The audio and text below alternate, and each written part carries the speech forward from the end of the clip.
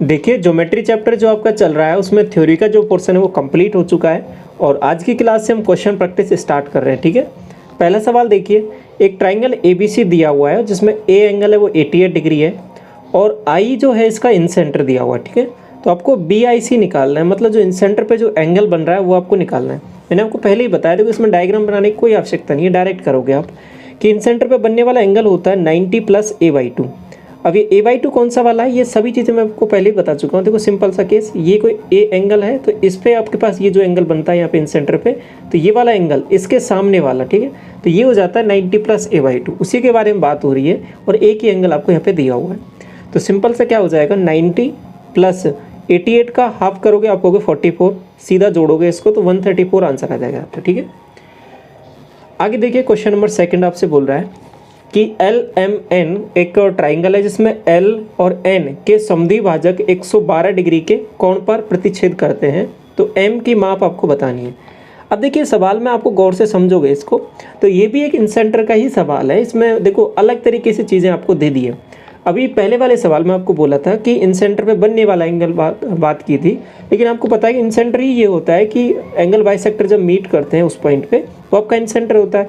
तो वही चीज़ यहाँ पे बोल रहा है सवाल कि यदि ये L है, ये M है और ये N है, तो ये L का और ये N का एंगल बाइसेक्टर यहाँ पे मीट कर रहे हैं, ये कोई पॉइंट I हो जाएगा। ठीक है, और आपके पास ये जो एंगल है ये 112, मतलब ये वाला एंगल आपको दे रखा है इन सेंटर पे बनने वाला।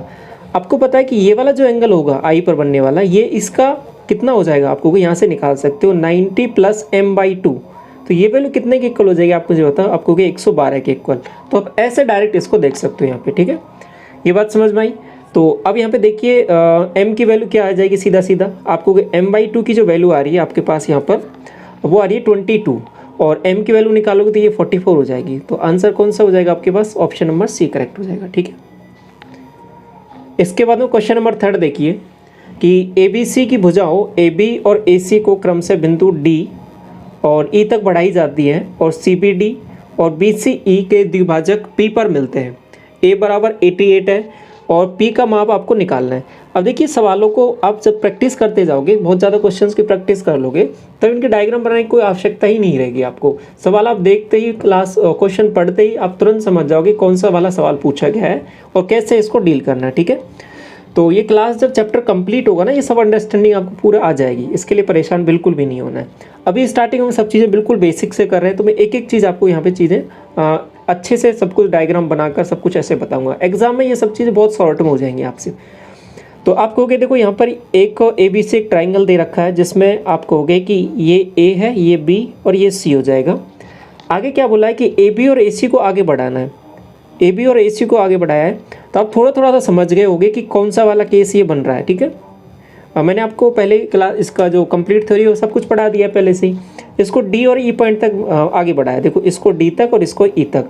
आगे बोला कि CBD और BCE के द्विभाजक CBD और BCE, तो आपको कि इनके जो एंगल बाइसेक्टर हैं वो आपके पास यहाँ पे P पॉइंट पे मिल रहे हैं। A वाला आपको दिया हुआ है, A वाला एंगल 88 है और आपसे P वाला एंगल पूछ लिया, ये वाला आप सीधा बता सकते हो। आपको कि अंदर जो बनता था वो तो इन सेंटर पे बनता था, ये बाहर जो बन रहा है वो एक्स सेंटर पे बन रहा है। एक्स सेंटर पे एंगल कितना होता है आपको मैंने बताया, वही केंद्र पर 90 - A/2। तो यहाँ पे आप मुझे बताइए कितनी वैल्यू हो जाएगी, आप हो गए 90 - 88 / 2, आपको हो गए 44। क्लियर ये बात, तो आंसर कितना हो जाएगा आप बताइए, आपको यहाँ से 6 हो जाएगा, 5 4, तो ये 46 आंसर आ जाएगा। ऑप्शन नंबर आपका A करेक्ट हो जाएगा। क्लियर ये बात, समझ में आ गया ना पूरा कंसेप्ट। आगे बढ़ता हूँ, इसके बाद में क्वेश्चन नंबर 4 देखिए कि ABC की भुजाओं AB और AC को बिंदु D और E तक बढ़ाया गया है। CBD और BCE के द्विभाजक P पर मिलते हैं। A = इतना दे रखा है, P की वैल्यू आपको बतानी है। ठीक है, वही सेम सवाल है, आपका होमवर्क है, सिंपल सा आसान सा चीज़ है, आप निकाल लोगे इजीली। डायग्राम बनाना है, आंसर कमेंट सेक्शन में बताना है इसका। ठीक है, क्वेश्चन नंबर 5 देखिए, इसके बाद में क्या बोल रहा है सवाल कि PQR की भुजाओं PQ और PR को क्रम से S और T तक बढ़ाया जाता है।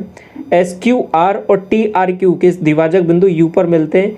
QUR आपको दिया हुआ है, तो P की माप आपसे पूछिए। देखिए क्या मामला है, बना लो डायग्राम। चीज़ें तो समझ गए होगी आप कि कौन सा केस बन रहा है। आपको भी देखो ये PQR हो गया। ठीक, अब इसमें क्या किया है कि इसको आगे बढ़ा दो, इसको भी आगे बढ़ा दो। अब ये एस हो जाएगा और ये आपके पास टी हो जाएगा। एस क्यू आर आपको ये वाले एंगल का बाइसेक्टर, ये वाले एंगल का बाइसेक्टर यहाँ पर मिल रहा है और ये यू पॉइंट है। इस बार आपको यू वाला ही एंगल दे दिया, ये वाला कितना 69। आप मुझे बताइए कि यू पर जो एंगल बन रहा है ये क्या कौन सा होगा। आप कहोगे ये जो बनेगा वो आपके पास 90 + p/2 बनेगा, ठीक है। अब इसको मैं देखो लिखना ऐसे रहता है एंगल p/2, लेकिन डायरेक्ट आपको मैं p लिख रहा हूँ तो इसका मतलब समझ जाना आप, ठीक है, कि p का मतलब भी यही वाला एंगल है, ठीक है। मैं इसी को ही लिख रहा हूँ यहाँ पे। तो ये आपके पास p/2 ये वैल्यू कितने के इक्वल है। आपको 90 + p/2 होगा या 90 - p/2 होगा। आपको ये तो बाहर बन रहा है ना, तो 90 - p/2 होगा। क्लियर। तो ये वैल्यू आपके पास 69 के इक्वल दे रखी है। आप मुझे बताओ कि p/2 की वैल्यू कितनी हो जाएगी। यहाँ से आपको इसमें से माइनस कर देते हैं तो ये आपके पास 21 आ रहा है। इतनी बात क्लियर। तो p की वैल्यू आप बताओ। आपको p की वैल्यू जस्ट डबल हो जाएगी 42। तो ऐसे आप इजीली इसको निकाल सकते हो।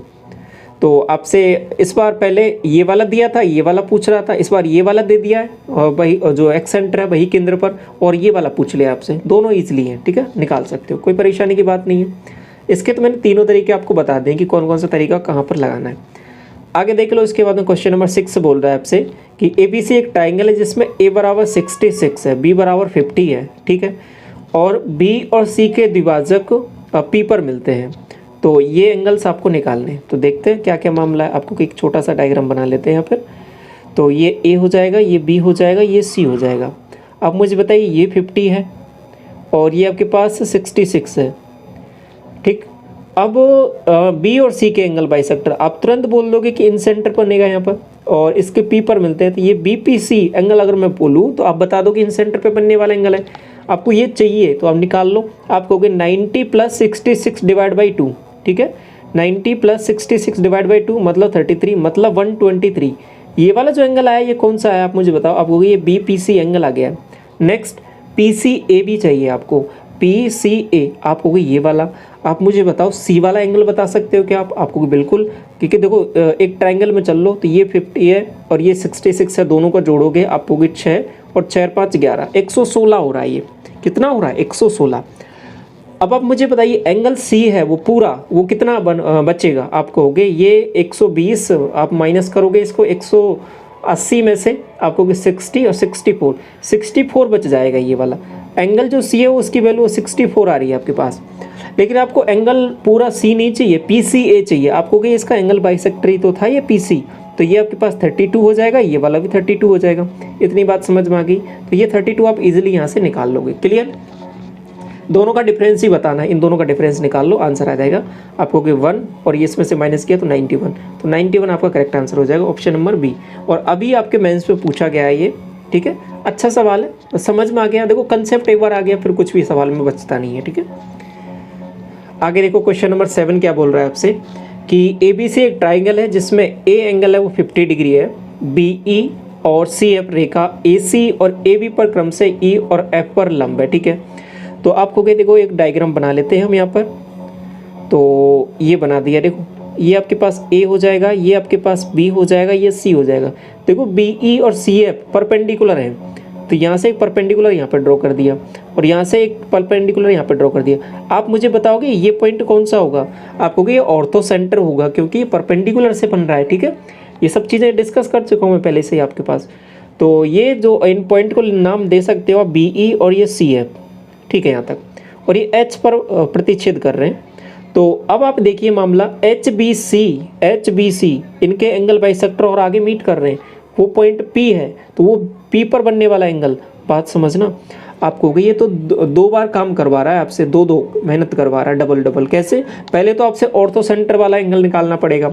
आपको ये वाला दिया है तो सबसे पहले आप यहाँ पर H पे जो एंगल बन रहा है ना उसको निकालोगे, ठीक है। तो यहाँ पर जो एंगल है ये निकालोगे, फिर उसके बाद में यहाँ पर एक और इनके एंगल बाइसेक्टर से मिलकर बन रहा है उसको निकालोगे। तो बस सवाल थोड़ा सा बढ़ा दिया है, अच्छा सवाल बना दिया है, बाकी सवाल में है कुछ भी नहीं। आप कहोगे H पर निकालेंगे तो कैसे निकाल देंगे। आप कहोगे 180 - थीटा होता है, तो 180 - थीटा करोगे 50 डिग्री तो आपके पास 130 आ जाएगा। अब ये कैसे कैसे फॉर्मूले आए ये सभी मैं ड्राइव करके आपको सभी चीज़ें बता चुका हूँ पहले ही। तो ये 130 जैसे ही आया, अब यहाँ पे ये वाला एंगल पूछा है आपसे। आप कहोगे ये वाला एंगल हो जाएगा इन सेंटर पे बनने वाला 90 + a/2 हो जाएगा 65, दोनों को जोड़ो आप कहोगे 155, ऑप्शन आपका ए हो जाएगा। जैसे ही डायग्राम देखा आप तुरंत देख के तुरंत बना दोगे। सवाल में चाहे कैसी भी लैंग्वेज रहे आप कंफ्यूज नहीं होगे कभी भी, ठीक है। और मेंस में पूछा गया सवाल, बेहतरीन सवाल है, समझ में आ गया। क्वेश्चन नंबर 8 देखिए, ABC एक ट्राइंगल है जिसमें A बराबर 66 दे रखा है और BD परपेंडिकुलर AC और C परपेंडिकुलर AB है। आपको वही डायग्राम बनाते हैं दोबारा। सवाल आपको देखते ही समझ गए होंगे कौन सा सवाल है, वही पहले वाला सवाल रिपीट हुआ है दोबारा। ये A हो जाएगा, ये B और ये C आपके पास। यहाँ से एक परपेंडिकुलर इस पर ड्रॉ किया, ये BD, एक परपेंडिकुलर इस पर ड्रॉ किया यहाँ पे, ये आपके पास CE AB पर।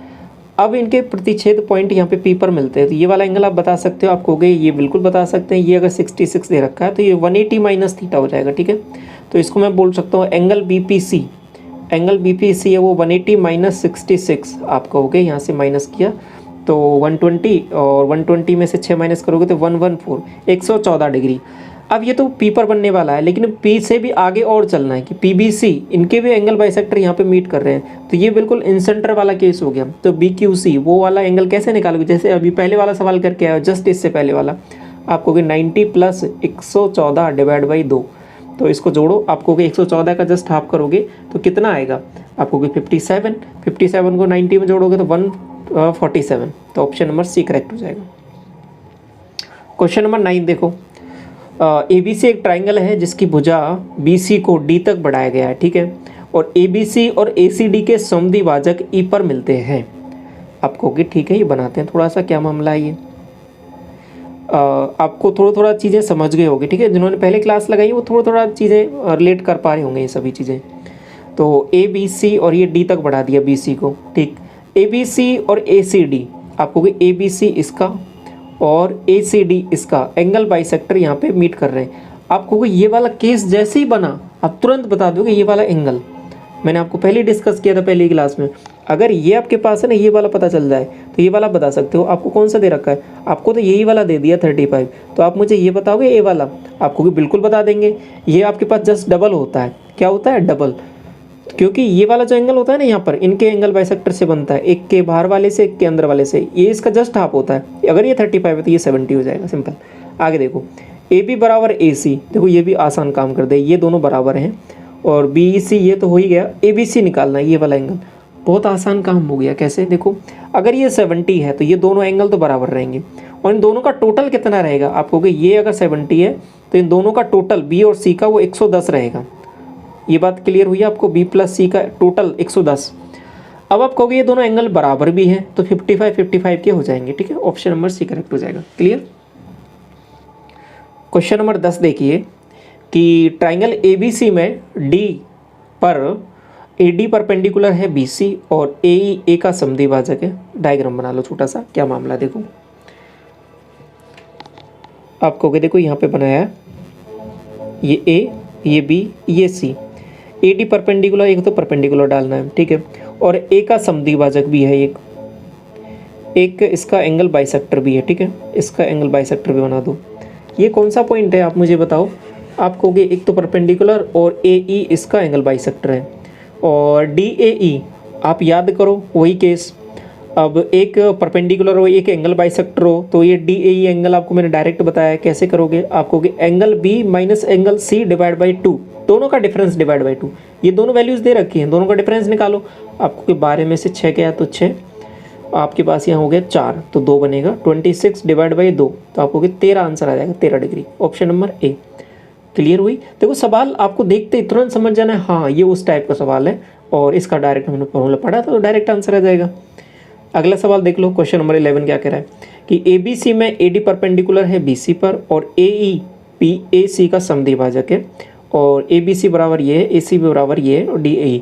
देखिए ऐसे सवालों में ना आप भले ही समझ जाओ कि हाँ ये इस टाइप का सवाल है, ठीक है, लेकिन मैं आपको एक और चीज़ सजेस्ट करूँगा कि एक बार तुरंत जब चीज़ें आपको पता ही लग जाए कि हाँ ये उस टाइप का सवाल है, तो डायरेक्ट फॉर्मूले पे जाने से पहले थोड़ा सा एक डायग्राम बना के ज़रूर देख लिया करो। भले ये बिल्कुल वैसा ही सवाल हो जैसा आप बिल्कुल करके आए हो, लेकिन कभी कभी चीज़ें कुछ हिसाब से दे रखी हो कि एंगल आपको कोई दूसरा वाला दे रखा हो और आप जल्दबाजी में कहीं दूसरा वाला टिक कर दो, तो ऐसी गलती कभी नहीं करनी है। ये सवाल आते हुए भी कभी कभी ऐसा भी हो सकता है कि पेपर लगे आसान है लेकिन कभी कभी सिली मिस्टेक्स हो जाएं, तो उन चीज़ों को भी अवॉइड करना है, ठीक है। तो वो आदत अभी से ही डालनी है, वो वेरीफाई करने वाली चीज़ें, ठीक है। तो इसमें टाइम नहीं लगेगा आपको, ऐसा कि आप डायग्राम बनाओगे तो टाइम जब लगता है डायग्राम बनाने में जब आपको पहली बार ही सवाल देख रहे हो, लेकिन जब आप सवाल देख चुके हो, सवाल आता है तो सब कुछ नॉन है, जब डायग्राम मत बनाओ, लेकिन सब चीज़ें थोड़ा बहुत कन्फ्यूजन हो तो डायग्राम बना लिया करो। तो इसमें मैं कहूँगा देखो डायग्राम बनाने में कुछ टाइम नहीं लग रहा, आप छोटा सा डायग्राम बनाओगे, ये ABC हो जाएगा आपके पास, और इसमें AD परपेंडिकुलर BC पर है, और AE BAC का आपके पास यहाँ पर ये इसका बाइसेक्टर है, ठीक है, वही टाइप का सवाल है। इस ABC एंगल मतलब ये वाला एंगल दे रखा है 58, और ACB मतलब ये वाला एंगल दे रखा है 34। तो इसमें तो कुछ भी अलग नहीं है इस सवाल में तो, ठीक है। अब से DAE मतलब ये वाला एंगल पूछ रहा है आपको, दोनों का डिफरेंस डिवाइड बाई 2, आपको यहाँ पे आ जाएगा 4, और यहाँ से आ जाएगा आपके पास 2 डिवाइड बाई 2, आपको 12 डिग्री। तो आंसर आपके पास अभी भी यहाँ पे 12 आ जाएगा, ठीक है। इस तरीके से कर सकते हो। बाकी डायग्राम बनाने में कुछ भी टाइम नहीं लगा, जब चीज़ें आपको आती ही हैं तो आप डायरेक्ट भी थोड़ा सा यहाँ पे जल्दी डायग्राम बना लोगे कंपेरेटिवली। क्लियर। क्वेश्चन नंबर 12 देखिए इसके बाद में कि ट्राइंगल PQR की भुजा QR को S तक बढ़ाया गया है। तो एक छोटा सा डायग्राम बनाते हैं यहाँ पे ज्योमेट्री में। ये आपके पास PQR हो गया, नेक्स्ट QR को S तक बढ़ा दिया। आगे क्या बोला है कि PRS ये वाला एंगल के बारे में बात हो रही है, 104 है। RQP जो है वो 3/5 है QPR का। समझना यहाँ पे QPR कौन सा है आपको, देखो ऐसा समझा करो इनको, आगे से कभी कन्फ्यूजन नहीं होगा। देखो इसको ऐसा करो कि 3x और 5x मान लो। ऐसा मैं सिंपल क्या कर रहा हूँ, देखो ये RQP और ये QPR, ऐसे सिंपल रेशो ले लिया मैंने, ये 3:5 का, तो 3x और 5x मान लिया ये। क्लियर इतनी सी बात। तो आपको RQP ये वाला कितना हो जाएगा आपको 3x, और QPR आपको ये वाला कितना हो जाएगा आपको ये 5x। तो बस ऐसे बना लिए करो, कभी कन्फ्यूजन नहीं होगा आपको। ये टोटल 8x, ये दोनों का ये इंटीरियर एंगल इस एक्सटीरियर एंगल के बराबर होंगे, तो ये 8x वैल्यू कितने के इक्वल हो जाएगी आपको 104 के। तो x की वैल्यू तो आपने 13 डिग्री निकाल ली। यहाँ पे आपसे पूछा क्या है QPR पूछा, ये वाली वैल्यू पूछी है, तो 65 हो जाएगी, 13×5 65। तो ऐसे निकाल लोगे आप इसको आसानी से, ठीक है। आगे देखो क्वेश्चन नंबर 13 कि ABC की भुजा BC को D तक बढ़ाया गया है। आपको कि तुरंत वही बनाते, ये A, ये B और ये C। ये आपके पास BC को D तक बढ़ा दिया। ACD ये वाला अगेन देखो वही वाला केस बन रहा है, ये वाला पहले। अब इसको देखो आप, B वाला एंगल 5x हो जाएगा, B वाला एंगल इसको 5x मानो, A वाला एंगल आपके पास 8x हो जाएगा। आपको कि 13x की वैल्यू 117 है, तो x की वैल्यू आपको कि 13 9 में 117, तो 9 डिग्री आ जाएगी। ABC बताना ये वाला, तो 9×5 45, ऑप्शन नंबर B हो जाएगा, ठीक है। ऐसे करना है डायरेक्ट इन सवालों को। क्वेश्चन नंबर 14 देखो इसके बाद में कि PQR में S एक बिंदु है और जो भुजा QR पर इस प्रकार है कि ये कुछ एंगल्स यहाँ पे दे रखे हैं। बनाते हैं इनका डायग्राम तो थोड़ा सा। यहाँ पे ये PQR बना दिया मैंने। अब इसमें आगे क्या बोला है कि S एक बिंदु QR पर इस प्रकार स्थित है कि QPS ये कोई S पॉइंट हो जाएगा। तो QPS यहाँ पर एक एंगल, ये जो है ये आपके पास हाफ है PSR के। समझना इस चीज़ को, ये थोड़ा इंपॉर्टेंट चीज़ है। तो अब देखिए मैं एक चीज़ बोल सकता हूँ क्या, ध्यान से सुनना। PSR के हाफ है, मतलब अगर ये 2x है, ठीक है, तो ये x है, तो आप मुझे बताओगे ये कितना हो जाएगा, आपको ये भी x हो जाएगा। क्यों? क्योंकि ये दोनों का इंटीरियर एंगल है, इसके एक्सटीरियर एंगल के बराबर होंगे। तो ये एक अलग तरीके से सवाल को आपको दिया है, आपको समझ जाना है तुरंत, ऐसा मामला है। QPR बराबर 78, आपको QPR ये पूरा वाला एंगल है, ये आपके पास 78 दे रखा है। और आपको आगे क्या दिया, PRS ये आपके पास ये वाली वैल्यू है ना, ये आपके पास 44 दे रखी है। तो इससे आप मुझे बताओगे ये Q वाला एंगल मतलब x की वैल्यू आप बता सकते हो, क्योंकि इन दोनों को जोड़ोगे तो ये आपके पास ट्राइंगल के 2 एंगल आ गए और एक जो बचा है वो Q वाला बच गया। तो इसको ऐसे लिख सकते हो x + 78 + 44 = 180। मैं एक ये बाहर वाला जो ट्राइंगल है ना PQR, इसमें चल रहा हूँ। तो आप मुझे बताओ x की वैल्यू कितनी आएगी निकल के। आपको पहले दिन दोनों को जोड़ लो, आपको 8 4 12 और ये यहाँ पे जोड़ा ना इसको, और 7 4 11 और 1 12, 122 माइनस इसको करोगे 180 में से, तो आपके पास वैल्यू कितनी आएगी निकल के, आपको यहाँ से वैल्यू आ जाएगी 58 डिग्री। आपसे पूछा क्या, PSQ की वैल्यू पूछी है, PSQ की मतलब ये वाली वैल्यू ही पूछ ली है आपसे, ठीक है। तो आप मुझे बताइए पी एस क्यू ये वाला एंगल ये कैसे निकालोगे। 2-3 तरीके हैं, या तो इसी ट्राइंगल में चल लो, या फिर ये वाला एंगल निकाल लो, फिर उसका जस्ट हाफ में से माइनस कर लो, कैसे निकाल लो आप, ठीक है। ट्राइंगल से निकाल लो या फिर एक स्ट्रेट लाइन से निकाल लो आपको, कि अगर ये 58 है तो ये भी 58 है, ये भी 58 है, तो ये इसका जस्ट डबल हो जाएगा 116। अगर ये 116 है, ठीक है, समझ रहे हो, तो ये वाला कितना हो जाएगा आपको, कि 180 में से माइनस कर देते हैं 116 को, ठीक है ना ये बात। तो इसको जैसे ही माइनस करोगे आपको ये वाला एंगल आ जाएगा, वो 64 आ जाएगा, क्योंकि एक स्ट्रेट लाइन पे जो एंगल बनता है वो आपके पास पूरा 180 डिग्री होता है। तो ये 116 है तो ये आपके पास 64 आ जाएगा। क्लियर, मेंस में पूछा गया है आपसे सवाल, अच्छा सवाल है, ठीक है। आगे बढ़े इसके बाद में क्वेश्चन नंबर 15 देखिए कि ट्राइंगल ABC में BC पर D पॉइंट ऐसा है कि ADB बराबर 2 टाइम्स DAC। तो एक डायग्राम बना लो एक छोटा सा, ये A, ये B, ये C, D पॉइंट यहाँ पर बनाना है, बना दिया। ADB आप कहोगे ये ADB ये वाला एंगल की बात हो रही है, ये जो है डबल है किसका, DAC का, DAC का इसका डबल है। आप तुरंत कह दोगे कि यदि ये 2x है तो ये x हो जाएगा, ये x हो जाएगा। कुछ वैसा ही सवाल जा रहा है कि पिछले वाल जैसा, आप कहोगे हाँ कुछ वैसा ही सवाल जा रहा है। तो ये सवाल आप करोगे, फिर इसको मैं आपको होमवर्क देता हूँ, ठीक है। आपने पिछला वाला सवाल समझा है ना, तो इसको आप करोगे। तो ये आपको होमवर्क है। क्वेश्चन नंबर 15 का आंसर आप बताओगे कमेंट सेक्शन में। क्वेश्चन नंबर 16 देखिए, एक PQR ट्राइंगल दिया है जिसमें PQ बराबर PR दे रखा है और S जो पॉइंट है वो QR पर है, और एंगल ये कुछ इस तरीके से दे रखे हैं। बनाते हैं डायग्राम, फिर अच्छे से आएगा समझ में आपको कि आपके पास एक PQR बना दिया है यहाँ पर। अब इसमें देखिए S पॉइंट बनाना है QR पर, यहाँ पे बना दिया कोई S पॉइंट, ये रहा। अब देखिए क्या मामला है कि PQ बराबर PR दे रखा है ना, तो इससे तो एक चीज़ समझ में आ गई कि ये दोनों एंगल बराबर रहेंगे, ठीक है।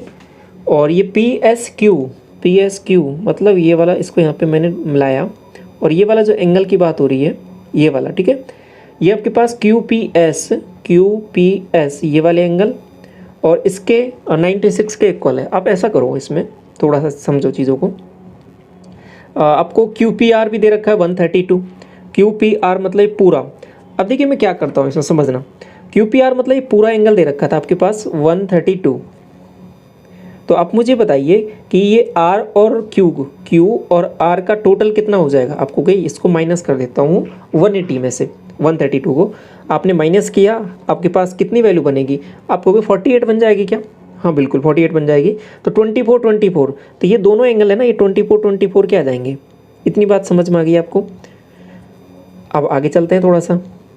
देखिए अब मैं क्या करता हूँ कि ये यहाँ पर चलता हूँ कि ये देखो QPS और PSQ में, तो QPS कौन सा है आपको, ये वाला। ऐसा करो इसको x मान लो, तो ये x है, तो PSQ ये वाला कितना हो जाएगा आप मुझे बताओ। आपको ये वाला एंगल है ना, ये हो जाएगा 96 + x। ये बात सही है ना, क्योंकि यहाँ से आप बता सकते हो। तो ये जो हो जाएगा वो 96 + x हो जाएगा। तो अब इस ट्राइंगल में कंप्लीट एंगल्स आप बता सकते हो। इतनी बात आपको समझ में आ गई। इस ट्राइंगल में चल के तो आप कहोगे कि 2 टाइम्स x प्लस इसमें 4 इसको दिया तो ये 120 हो रहा है, और इज इक्वल टू आपके पास 180। तो ये आप यहाँ से x की वैल्यू बताओगे, ये 60 तो 30, तो x की वैल्यू आप यहाँ पे निकाल लिए 30 डिग्री, ठीक है। और आपको PSR चाहिए, PS एंड R ये वाला एंगल, तो आप सीधा बता दोगे। अगर ये 30 है तो ये पूरी वैल्यू कितनी हो जाएगी, आपको 30 इसमें जोड़ोगे तो 96 + 30 ये पूरा एंगल हो जाएगा 6 और 9 3 12 126 डिग्री, ठीक है। ये वाला जो एंगल आपने 126 निकाल लिया, तो ये जैसे ही 126 निकाल लिया तो ये बाकी एक स्ट्रेट लाइन पे एंगल बन रहा है। तो ये वाला 180 में से माइनस कर दो, इसको आपने माइनस किया है, इसको आपको हो गई 60 में से 6 और माइनस करो तो 54। तो ऑप्शन नंबर C करेक्ट हो जाएगा आपका। क्लियर। इसके बाद में देखो 17वां सवाल क्या कह रहा है, किसी त्रिभुज के कोणों का माप आपको दे रखी है, x की वैल्यू निकालनी। देखिए ये छोटे छोटे से सवाल हैं और आपसे पूछ लेता है, तो करना कुछ भी नहीं है इनमें, क्या है कि सीधा जोड़ो और 180 के इक्वल करो। तो x ऐसे निकालना है इसमें। तो अब देखिए शॉर्ट कैसे करना है, यहीं पे जोड़ो सब कुछ। 8x और 6x 14, 14 और 4 18, 18x हो गया ये। तो इधर बाकी माइनस में क्या टर्म है आपको कि 15 और 11 26 और 10 36, ये -36 हो गया। और ये इक्वल टू किसके है, 180 के हो जाएगा ना, बिल्कुल इधर इसको जोड़ दो आप जाके, या फिर 18 का पूरे में भाग दो, कैसे कर लो आप इसको। 18 से भाग दिए, इसको 2 बार चला जाएगा, 18 से इसको दिया आपको कि 10 बार चला जाएगा, तो x की वैल्यू आप सीधा बता दो कि 12 आ रही है, ठीक है। ऑप्शन नंबर ए करेक्ट हो जाएगा। कैसे भी कर लो जैसा करना चाहते हो। तो सिंपल सा कुछ भी नहीं है, सीधा सबको जोड़ना है, 180 के इक्वल करना है, x की वैल्यू आप इजीली निकाल लोगे। क्लियर। आगे देखो क्वेश्चन नंबर 18 क्या कह रहा है कि एक समकोण त्रिभुज में तीनों भुजाओं की लंबाई आपको दे रखी है, तो समकोण त्रिभुज की कर्ण की लंबाई निकालनी है। देखो वेरिएबल्स की टर्म है, लेकिन आपको एक पाइथागोरस थ्योरम पता है कि जो राइट एंगल ट्राइंगल में लगती है। तो एक तरीका तो क्या हो जाएगा, देखो दोनों तरीके बताऊंगा मैं अभी आपको। कि एक तरीका हो जाएगा आपको कि x-1 का होल स्क्वायर, और एक है x+1 का होल स्क्वायर, और एक है आपके पास x+3 का होल स्क्वायर। अब आप कहोगे किसको किसके इक्वल करें। आप कहोगे देखिए यहाँ पे सबसे बड़ी भुजाई ये है, इसमें सबसे ज़्यादा प्लस हो रहा है, तो ये सबसे हाइपोटेन्यूस हो जाएगी, तो ये इक्वल हो जाएगी। अब यहाँ पे इसको सॉल्व कर लो, आपके पास इजीली आंसर निकल के आ जाएगा। एक तरीका ये है। दूसरा तरीका क्या है कि ऐसा करो, आपको x की समकोण त्रिभुज की भुजा कर्ण की लंबाई पूछी है, मतलब x+3 की वैल्यू पूछी है। तो जो ये ऑप्शंस है ना आपके पास, समझना इसको, समकोण त्रिभुज के कर्ण की भुजा पूछी है ना, तो ये ऑप्शन जो दे रखे हैं आपके पास, ये कहीं ना कहीं x+3 की वैल्यू ही है कि नहीं है, आप मुझे बताओ। आपको बिल्कुल ये ऑप्शन जो दे रखे हैं वो x+3 की वैल्यू ही दे रखी है। तो अगर आपको इसमें ऑप्शन में वैल्यू पुटिंग रखनी है, यहाँ पर क्या करोगे, तो इसमें से सब में से 3 माइनस करके ऑप्शन यहाँ पे वैल्यू पुट कर लो, जो आपके पास ट्रिपलेट बन जाए वही आंसर हो जाएगा। जैसे इसमें वैल्यू पुट किया तो x की वैल्यू यहाँ से निकाली, आपको यहाँ से 3 आ रही है, तो 3 इसमें रखा, 3 - 1 2 आ रहा है, 3 + 1 4 आ रहा है, 3 + 4 7 आ रहा है। तो ये ऑप्शन ट्रिपलेट है क्या, नहीं है, आपको ये कैंसिल हो जाएगा पहला ऑप्शन। दूसरे पे जाओ 10, इसमें से 3 माइनस करो पहले, तो x की वैल्यू क्या आएगी 7, 7 इसमें रखो आप, आपको 7 - 1 6, 7 + 1 8, और 7 + 3 10। आपको कि बिल्कुल सही बात हो गई ये तो, कि 6 8 10 का ट्रिपलेट होता है, तो यहाँ पे आंसर हो जाएगा वो कर्ण की लंबाई वो 10 हो जाएगी। ऑप्शन नंबर आपका बी करेक्ट हो जाएगा, ठीक है। बाकी ऑप्शन है उनको भी चेक कर लो आप। तो जैसे कि x+3 की वैल्यू यहाँ पे है 7, तो x+3 की है ये, x की वैल्यू आपको 4, तो 4 से आपको यहाँ 3, 4 से ये 5, और ये आपके पास 4 से 7, ये ट्रिपलेट है क्या, नहीं है। एक और ये वाली भी चेक कर लो आप, आपको 4, ये x+3 की वैल्यू होती है 9, 9 - 1 8, 9 + 1 10, और 9 + 3 12, ये ट्रिपलेट है क्या, आपको कि नहीं, ये भी ट्रिपलेट आपके पास नहीं है। तो सिंपल सा समझ में आ गया कंसेप्ट। एक दूसरा तरीका ट्रिपलेट वाला, पहले वाला तरीका पाइथागोरस थ्योरम से आप डायरेक्ट स्क्वायर कर लो इन साइड का, इजीली निकाल लोगे दोनों तरीके से। क्वेश्चन नंबर 19 देखिए, एक त्रिभुज की भुजाएं इस अनुपात में है, तो त्रिभुज का सबसे बड़ा कोण बताना है। आपको मैंने देखो ट्रिपलेट पहले ही पढ़ाया हुआ है, तो उसमें आप देखोगे यहाँ पे ये वैल्यूज हैं ट्रिपलेट में 5 12 13, आगे पीछे लिखी हुई कोई दिक्कत नहीं है। आपको देखो 13 सबसे बड़ी भुजा है, तो ये हो जाएगा इसका क्या, हाइपोटेन्यूस। आपको ये तो रेशो में है, हाँ बिल्कुल रेशो में है, लेकिन अगर ये रेशो में है तो अगर इनको किसी पर्टिकुलर नंबर से मल्टीप्लाई करोगे सबको, तो जैसे मैंने 2 से किया तो ये 10, ये 26, और ये आपके पास 24 बन रहा है, तो ये भी तो ट्रिपलेट है, तो ये भी ट्रिपलेट रहेगा। ट्रिपलेट को किसी भी सेम नंबर से मल्टीप्लाई डिवाइड कर सकते हो, तब भी वो ट्रिपलेट ही रहेगा। तो ओवरऑल ये हमेशा ट्रिपलेट में ही रहेंगी। तो ये आपके पास राइट एंगल ट्राइंगल की साइड है, और उस राइट एंगल ट्राइंगल में हम बात करते हैं तो सबसे बड़ा जो एंगल होता है वो 90 डिग्री, मतलब यही होता है, तो एंगल आपका 90 डिग्री हो जाएगा। देखो सवाल बताने में कुछ भी नहीं है, सिंपल सा आंसर आप 90 डिग्री पुट कर दोगे, लेकिन और भी एडिशनल जानकारी आपको पता होनी चाहिए, कौन कौन सी चीज़ें कैसे लगानी है आपको, ठीक है। और अभी रिसेंट में आपसे मेंस में पूछा गया है 2021 के 8 अगस्त को जो हुआ था इसमें। क्वेश्चन नंबर 20 देखिए, निम्न में से कौन सा विकल्प है जो त्रिभुज की भुजाएं नहीं है। आपको याद होगा जब मैंने आपको ज्योमेट्री चैप्टर स्टार्ट कराया था, तो पहली ही क्लास में जब ट्राइंगल आपको पढ़ाया था, तो मैंने केस पढ़ाया था कि जब ट्राइंगल कब पॉसिबल होता है। आपको एक कंडीशन बताई थी कि a+b किन्हीं भी दो साइड का टोटल वो हमेशा जो है ज़्यादा होता है तीसरी साइड से, और तीसरी साइड हमेशा ज़्यादा होती है दोनों साइडों के डिफरेंस से। एक ये केस मैंने आपको बताया था ना, पहली ही क्लास में बताया था, तो आप याद करो ये वाला। तो यही चीज़ यहाँ पे लगाओगे, तो ये जैसे आपने यहाँ पे लगाया तो आप कहोगे कि किन्हीं दो साइड को देखो टोटल करके, तो कुछ चीज़ें तो आप यहाँ पे डायरेक्ट भी बता सकते हो, ठीक है। जैसे कि 3 4 5 का ट्रिपलेट है, आपको ये तो राइट एंगल ट्राइंगल है, ये तो ट्राइंगल पॉसिबल, ये 20 20 20, आपको ये भी पॉसिबल है क्योंकि ये तो इक्विलेटरल ट्राइंगल हो गया। कुछ चीज़ें आप डायरेक्ट ही बता सकते हो। अब इसके बाद हम देखिए ये भी देखो आपको कहीं ना कहीं ट्रिपलेट दिख रहा है। देखो 9, 12 और 15 का ट्रिपलेट होता ही नहीं होता आपको। 3, 4, 5 का है तो ये 9, 12, 15 का भी है ट्रिपलेट, तो ये भी ट्रिपलेट है। 3 वैल्यू तो आपने वैसे ही हटा दिया, आपको कुछ एडिशनल कुछ पता भी नहीं है ना ये वाला चीज़ भी, तब भी आप इस सवाल को कर सकते हो। लेकिन चीज़ें पता होनी चाहिए, बेसिक जो है इसका इस सवाल का यही है, ठीक है। तो अब मुझे बताइए ये वाला यहाँ पे पॉसिबल है क्या? आपको किन्हीं भी दो साइड को यहाँ पे जोड़ा मैंने, 3 और 1 4 हो रहा है, तो इसका टोटल 5, तीसरी भुजा जो बची हुई है उससे ज़्यादा होना चाहिए, है क्या? ज़्यादा नहीं है, नहीं हो रहा, तो आप कहोगे ये ट्राइंगल पॉसिबल ही नहीं है, तो ये साइड नहीं हो सकती ट्राइंगल की, तो ये आपकी भुजाएं नहीं है, तो आंसर आपका ऑप्शन नंबर डी हो जाएगा। बात समझ में आ गई आपको? आगे बढ़ते हैं, क्वेश्चन नंबर 21 देखिए। एक्स, वाई और जेड आपके पास एक त्रिभुज है जिसमें ये साइड की वैल्यूज़ दे रखी है, ठीक, साइड से ही ट्राइंगल के एक्स, वाई और जेड। इसमें यहाँ पे मिसिंग है, थोड़ा ऐसे कर लेना, इसकी भुजाएं हैं, ठीक है, हिंदी में। आगे चलता हूँ, तो जेड सबसे लंबी भुजा है और ये वैल्यूज़ आपको दे रखी हैं। त्रिभुज एक है, क्या है त्रिभुज? आपको मैंने पहली ही क्लास में जब ट्राइंगल की थ्योरी कराई थी तो उसमें ये वाला केस बताया था कि जब स्क्वायर्स में वैल्यू हो तो 3 तरीके से आप देखते हो यहाँ पे कि एक्यूट एंगल ट्राइंगल कब बनता है, आइसोसेलेस ट्राइंगल कब बनता है, राइट एंगल कब बनता है, सब चीज़ें कराई हुई हैं, इसमें कोई परेशानी की बात नहीं है। डायरेक्ट करोगे, आपको किन्हीं दो साइड का टोटल है वो जोड़ा है और स्क्वायर करके बड़ी आ रही है तीसरी साइड से, तो आपको एक्यूट एंगल ट्राइंगल है, तो ऑप्शन नंबर सी करेक्ट हो जाएगा। अगर ये बराबर हो जाता है x square plus y square बराबर जेड स्क्वायर, तो ये राइट एंगल ट्राइंगल हो जाता। अगर ये इसकी वैल्यू जेड स्क्वायर की वैल्यू बड़ी हो जाती, ठीक है, तो ये आपके पास कौन सा ट्राइंगल हो जाता है आप मुझे बताओ?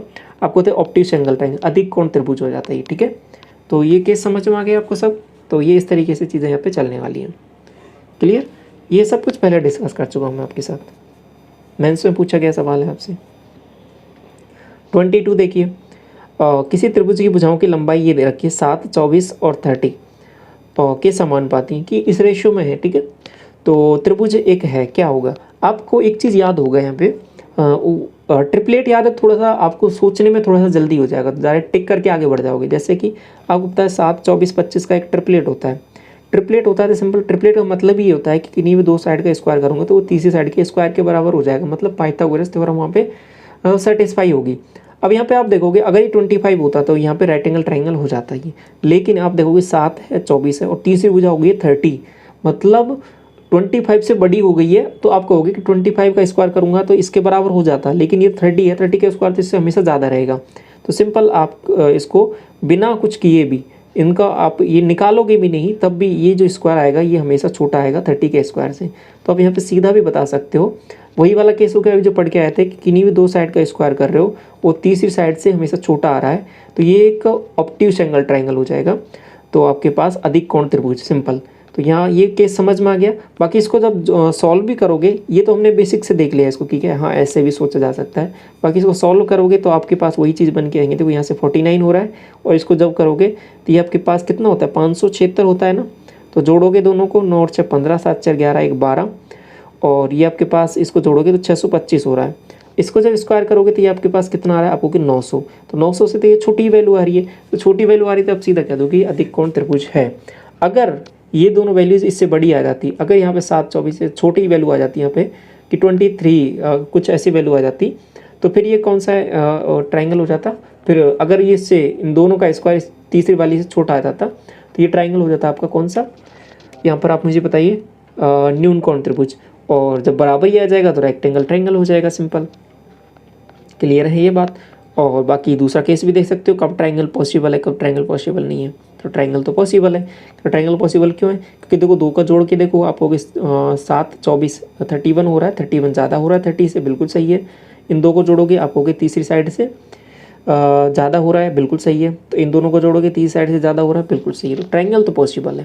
तो ये पूरा केस समझ में आ गया आपको, ये क्लियर?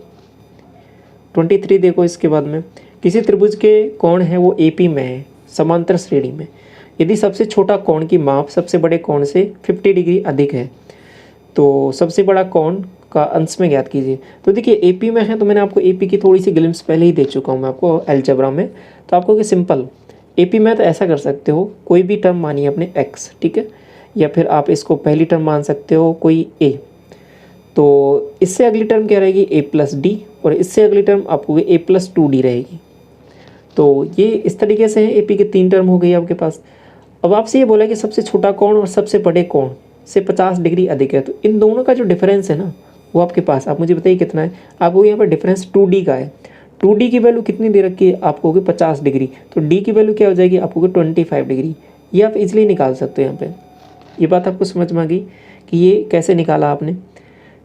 तो ये 25 जैसे ही आया तो अब इसमें आप ये वैल्यूज़ देख सकते हो। यहाँ पे वैल्यूज़ क्या क्या हो जाएंगी, देखो पहला एंगल हो जाएगा आपके पास A, दूसरा हो जाएगा आपके पास A+, इसको हटा दूँ यहाँ से, पहला एंगल हो जाएगा A, दूसरा एंगल हो जाएगा A+25 और तीसरा एंगल हो जाएगा आपके पास A+25 + 25 मतलब 50।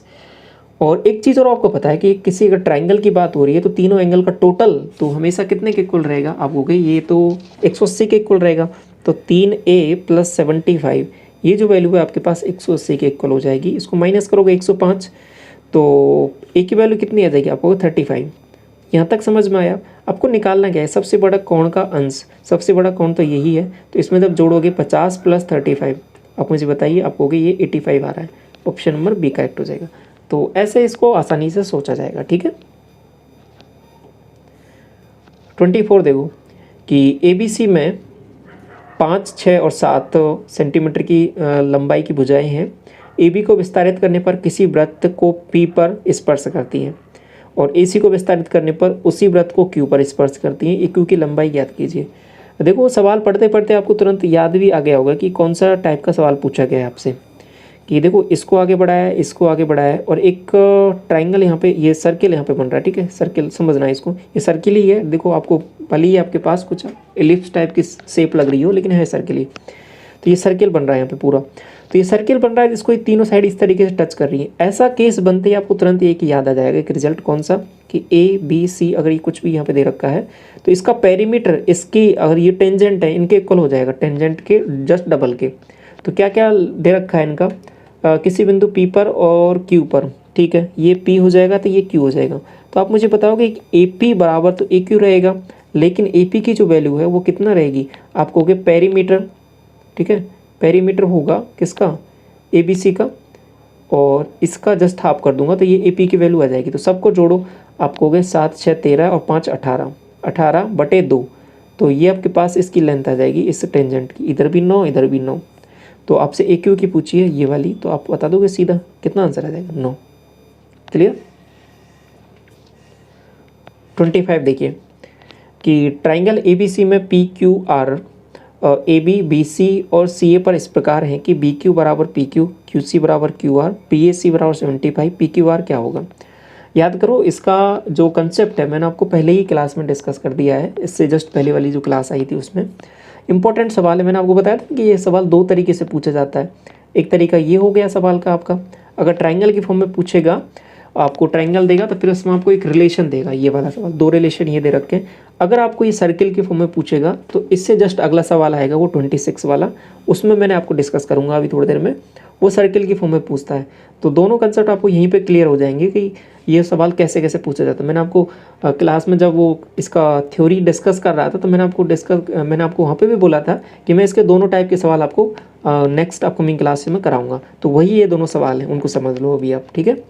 तो ये दोनों तरीके से पूछा जाता है। इसके बाद में ये आपको कन्फ्यूजन नहीं रहेगा, इसमें बहुत ही इंपॉर्टेंट सवाल है और एग्जाम में फर्स्ट टाइम इसको करोगे तो टाइम लग जाएगा, लेकिन ये कंसेप्ट पता है तो आप देखते ही तुरंत आपका आंसर बना दोगे, ठीक है। आपको अगर आप थोड़ा सा रिलेट कर पाओगे तो देखते ही आपने बना दिया होगा आंसर कि 180 - 75 जस्ट डबल करो 150 और आपका आंसर क्या आ जाएगा, आप कहोगे यहाँ पे 30 डिग्री, ठीक है। क्या मामला हुआ है समझ लो इसको। पहले आपको एक बार मैं डायग्राम बना के दोबारा एक बार कंसेप्ट है वो मैं पढ़ा चुका हूँ पहले, एक बार रिवाइज और करा देता हूँ आपको। ये ABC हो जाएगा आपके पास। देखो PQR यहाँ पे पॉइंट दे रखे हैं किस किस पर, एक पॉइंट ये है P, एक पॉइंट ये Q है, एक पॉइंट ये R है। अब याद कर रहे होगे आप सब चीज़ें। आपको देखो BQ बराबर दे रखा है PQ के, ये वाला इसके बराबर दे रखा है, QC ये वाली वैल्यू आपके पास QR के बराबर। अब याद आ गया सब कुछ, ये केस इसके बराबर होता है। तो ये वाले एंगल और ये वाले एंगल में आपके पास एक रिलेशन होता है, कैसे कि ये बाहर वाले एंगल, ये अंदर वाला एंगल PQR, ये जो होता है वो बाहर वाले एंगल का जस्ट डबल करके हम माइनस कर देते हैं, ठीक है। आपको ये बताया था ना मैंने। तो ये 180 माइनस जस्ट डबल करोगे उसका 75 का जस्ट डबल आप हो गए 150 माइनस करोगे 30 डिग्री। ऑप्शन यहाँ पे B हो जाएगा। ऐसा केस समझ में आ गया ना। दूसरा तरीका क्या है कि ये एक तो ऐसे पूछता है, एक आपके पास सर्किल की फॉर्म में पूछता है। तो ये सर्किल की फॉर्म में हो गया। तो अगला सवाल देखिए, क्वेश्चन नंबर 26। ओ केंद्र वाले एक वृत्त में AC और BD दो जीवाएँ हैं और AC और BD को आगे बढ़ाने पर E पॉइंट पर मिलती है। यदि AB एक व्यास है तो AEB 36 दे रखा है, तो DOC आपको निकालना है।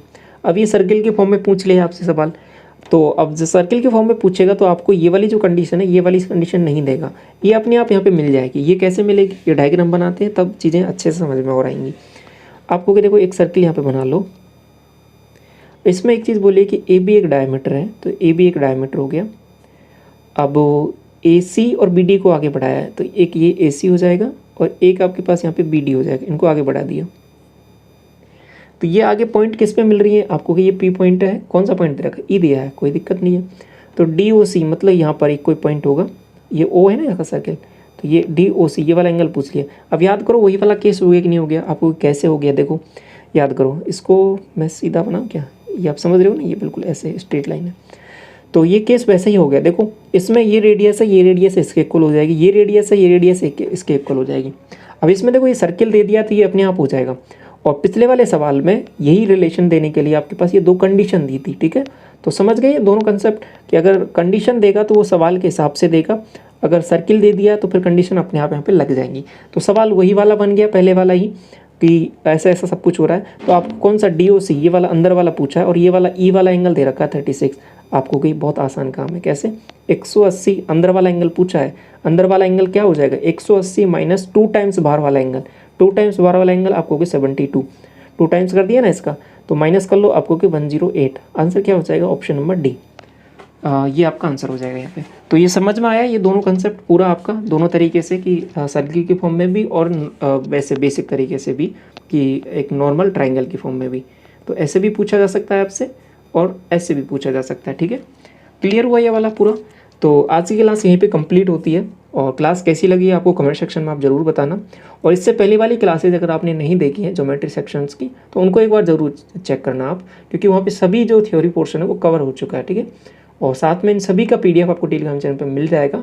जो भी थ्योरम्स हैं और इनके इंपॉर्टेंट रिजल्ट्स हैं, डायरेक्ट जो हैं डेरिवेशन करके मैंने आपको डायरेक्ट कराए हैं, उनको डायरेक्ट आप रिवाइज़ कर लो, ठीक है। बार बार रिवाइज़ करते रहोगे, अपने आप याद हो जाएंगे एग्जाम तक। तो सभी चीज़ें और बाकी क्वेश्चंस की प्रैक्टिस चलती रहेगी, तो वो सब चीज़ें और दोबारा रिवाइज होती रहेंगी बार बार। तो सब चीज़ें यहीं पे क्लास में ही याद हो जाएंगी आपको, ठीक है। तो इस क्लास को यहीं तक रखते हैं। Thank you so much.